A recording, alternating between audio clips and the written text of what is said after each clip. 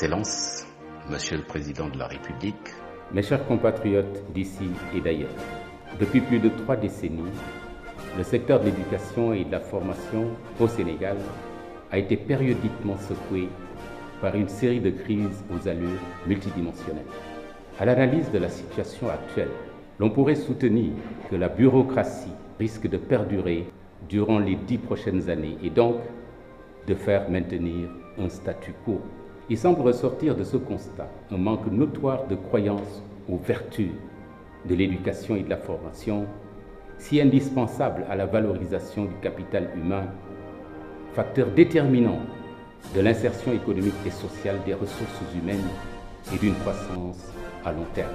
Cette forme de gouvernance bureaucratique de l'école, longtemps décriée par les acteurs, continue de dominer au sein du système éducatif et permet d'affirmer qu'elle ne sera pas porteuse de changements souhaitables pour les 10 prochaines années. Or, nous sommes déjà au XXIe siècle, à l'ère des savoirs, où les bouleversements sont spectaculaires et se passent à une vitesse qui dépasse l'entendement. Les indices de cette gouvernance bureaucratique de notre système éducatif se manifestent à travers des engagements pris par l'État et non respectés, un émiettement du corps enseignant en catégories de volontaires, de vacataires, de maîtres contractuels, de professeurs contractuels, de maîtres et de professeurs titulaires qui abattent souvent le même travail, mais dont le traitement est inéquitable. Des dépôts fréquents par les syndicats d'enseignants, de préavis de grève, de négociations avortées en amont, des mots d'ordre de grève exécutés, un réchauffement permanent du front social. Une faible motivation, un cadre de travail peu attrayant, un manque notoire de formation continue, une syndicalisation poussée par souci de sécurité sociale, une tentation pour les plus jeunes enseignants vers l'émigration ou le changement de métier et donc des risques de déperdition massive d'enseignants. Des enseignants dépassés par des élèves hyper connectés et ayant un meilleur accès au savoir et à la connaissance disponible sur le web. Une absence de société d'apprentissage en réseau. Une crise d'autorité au sein de l'école, des parents démotivés et une baisse des performances scolaires. Tout porte à croire que la gouvernance bureaucratique actuelle du système éducatif maintiendra le statu quo durant les 10 prochaines années.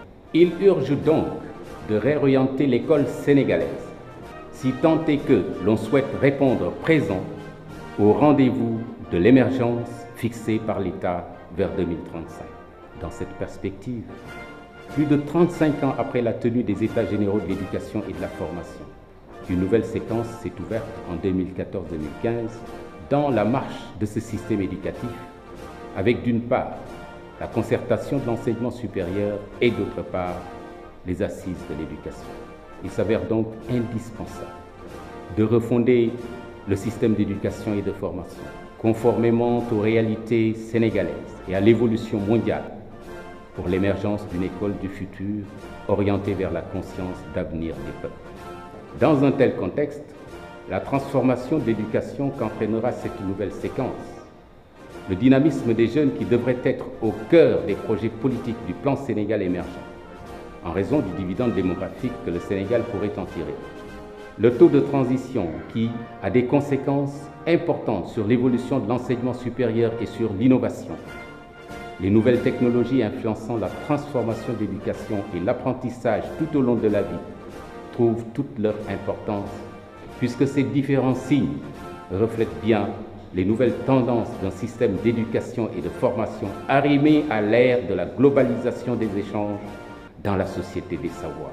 Au-delà de l'absolue nécessité de la cohérence des programmes éducatifs sénégalais, les lacunes, tensions et freins identifiés depuis longtemps et mis en exergue par les assises nationales d'éducation et de la formation, tout comme la concertation nationale sur l'enseignement supérieur, méritent d'être pris en compte dans une nouvelle gouvernance du système. Cette nouvelle approche devrait permettre d'apporter des réponses adaptées à la problématique de l'alliance, de la démocratisation de l'accès, de l'amélioration de la qualité, de l'équité et de la transparence, auxquelles nous ajoutons la pacification durable de l'espace scolaire ou l'espace universitaire et la valorisation de la fonction enseignante. Ce sont là Autant de leviers apparemment antagonistes, mais qui pourraient, par le truchement des technologies de l'information et de la communication, aller harmonieusement ensemble et hisser le Sénégal vers la société des savoirs.